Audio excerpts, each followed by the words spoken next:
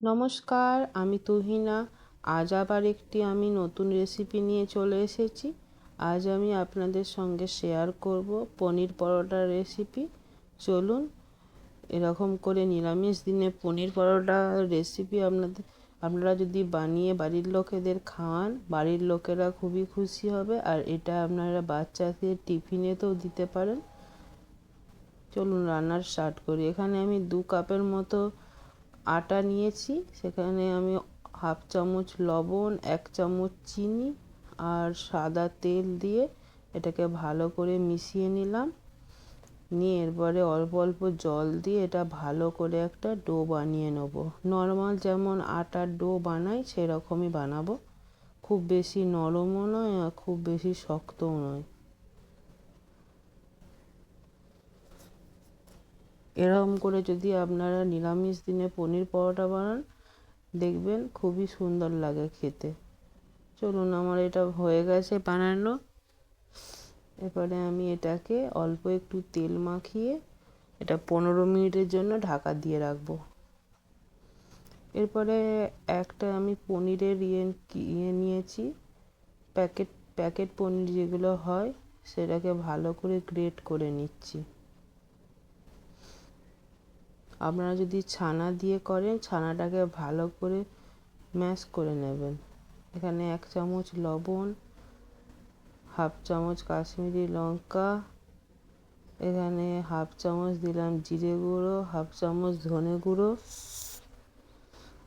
এখানে চাট মশলা দিলাম হাফ চামচের একটু বেশি, আর এখানে হাফ চামচ দিলাম গরম মশলা। এখানে কাঁচা লঙ্কা দিয়েছি, গ্রেট করা আদা আর ধনে পাতা, এগুলো আমি দিয়ে দিলাম। আপনারা নিরামিষ দিনে না করলে পেঁয়াজটাও অ্যাড করতে পারেন। আমি এখানে পেঁয়াজটা দিলাম না, কারণ এটা আমি নিরামিষ করতে চেয়েছি, সেই জন্য। আপনারা পেঁয়াজ দিয়েও এটা এর সঙ্গে পেঁয়াজও অ্যাড করতে পারেন। চলুন, দেখুন আমার আটাটা ভালোভাবে সেট হয়ে গেছে। এটাকে হালকা করে একটুখানি মেখে আমি এখানে লইগুলো বানিয়ে নিচ্ছি। এখানে আমার ওই আটাটার 5টা লই হয়েছে। যেমন নর্মাল যে আটার রুটির মতো আমি লেচিগুলো কেটে নিলাম। এরপরে আপনাদেরকে বানিয়ে দেখাবো। আমি এরপরে শুকনো 2 রকমভাবে বেলে দেখাচ্ছি। শুকনো আটায় আগে ভালো করে এটা একটু মাখিয়ে নিলাম, দিয়ে হালকা করে একটুখানি এটা বানাচ্ছি। রুটিটা অল্প একটু ছোট করে একটা রুটি বানালাম, বানিয়ে ভেতরে এরকম পুর দিয়ে এরপরে এরকম করে এটা একটা ভালো করে ভেতরটা সিল করে দিচ্ছি, আটকে দিচ্ছি। এবারে হালকা হাতে এরকম একটুখানি চেপটে দিয়ে এবারে আটাতে কোট করে, শুকনো আটায় কোট করে এবারে হালকা হালকা করে এটা বেলে নেবেন। খুব জোরে প্রেসার দিয়ে বেলবেন না, তাহলে চারদিক থেকে ফেটে যাবে। এরকম হালকা হালকা করে ঘুরিয়ে আপনি যদি বেলে নেন, পরোটাগুলো এত সুন্দর ফুলবে আর খেতেও সুন্দর হয়। দেখুন আমার একটা বানানো হয়ে গেছে। আমি এরপরে এটা তাওয়াতে ভেজে নেব। তুলে নিলাম এটা। দেখুন আমি খুব মোটাও রাখিনি পরোটাটা, আর খুব পাতলাও নয়। আর একটা আমি বানিয়ে দেখাবো আপনাদেরকে অন্য প্রসেসে। এরকম একটা লেচি নিয়ে গোল করে একটা গর্ত করে নিচ্ছি। এরপরে চামচে করে ভালো করে এর ভেতরে পনিরের পুরটা দিয়ে দিলাম। চেপে ভালো করে একদম ঢুকিয়ে দিতে হবে, যতটা চেপে দেয়া যায়। দিয়ে এরপরে এটা ভালো করে সিল করে নেব।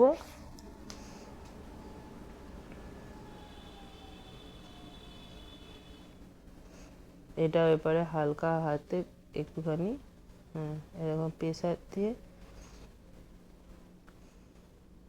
স্প্রেড করে দেবো, পনিরটা যাতে চারদিকে মাখানো হয়ে যায়। এরপরে আমি আটায় কোট করলাম, শুকনো আটায় করে এরপরে বেলে নিচ্ছি। দেখুন আমি কিন্তু খুবই হালকা হাতে এগুলোকে ঘুরিয়ে ঘুরিয়ে বেলে নিচ্ছি যাতে চারদিক থেকে এটা ভালোভাবে বেলা যায়।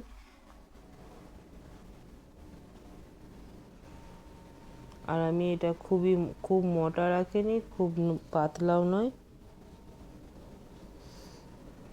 আর এরকম করে বানালে আপনার পরোটাগুলো খুব সুন্দর ফুলবে। চলুন, আমি দুটো বানিয়ে নিয়েছি, দুরকমভাবে বানিয়ে দেখালাম।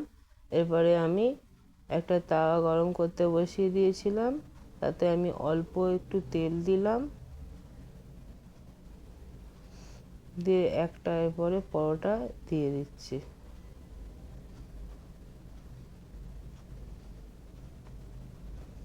প্রথমে গ্যাসের ফ্লেমটা কিন্তু কমিয়ে দিতে হবে একদম। প্রথম এক পিঠ উল্টাবো, তার আগে কিন্তু গ্যাসের ফ্লেম কমানো থাকবে। এরপরে অল্প তেল দিয়ে এরকম একটা ব্রাশের সাহায্যে তেলটাকে চারদিকে ভালো করে মাখিয়ে নেব, যাতে পরোটার গোটা গায়েতেই তেলটা ভালোভাবে মাখানো হয়ে যায়। এরপরে এপিঠ ওপিঠ ভালো করে উল্টে, এরপরে আমি গ্যাসের ফ্লেমটা কিন্তু মিডিয়ামে করে দিয়েছি এক পিঠ উল্টানোর পর। দিয়ে আবারও একটু এপিঠটাতেও তেল ভালো করে ব্রাশ করে নিলাম। এরকম করে তেলটা ব্রাশ করলে কম তেলেতে ভালোভাবে পরোটাগুলো ভাজা যায়। দেখুন পরোটাটা কত সুন্দর ফুলছে, আপনারা দেখতেই পাচ্ছেন।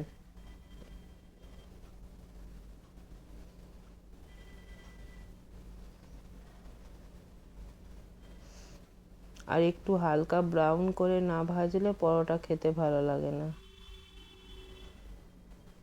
আবারও বলছি আপনাদেরকে, হাই ফ্লেমেতে পরোটা ভাজবেন না। আবারও গ্যাসের ফ্লেম আমি কমিয়ে দিলাম। প্রথম আমি এক পিঠ দেবো হালকা আছে এটা, তারপরে উল্টে দিয়ে যখন তেল দেবো তখন আমি গ্যাসের ফ্লেমটা বাড়িয়ে নিচ্ছি, মিডিয়ামে করে নেব। দেখুন এরকম করে তেল ব্রাশ করে দিলে পরোটাগুলো খুবই সুন্দর হয়।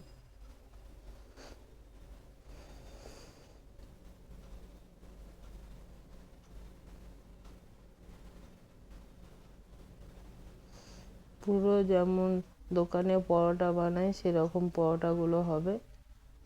আর বাড়িতে যদি দোকানের মতো পরোটা বানিয়ে বাড়ির লোকেদের খাওয়ান, তাহলে বাড়ির লোকেরাও খুবই পছন্দ করবে। দেখুন আমার পরোটা ভাজা কমপ্লিট। এরপরে আমি ওপর থেকে একটু বাটার দিয়ে পরোটাগুলো সাজিয়ে নিয়েছি, আর তার সঙ্গে আমি একটু টক দই দিয়েছি। ওপরে একটু চাট মশলা ছড়িয়ে নিয়েছি, গোলমরিচ আর চাট মশলা। রান্নাটা এখানেই শেষ করলাম।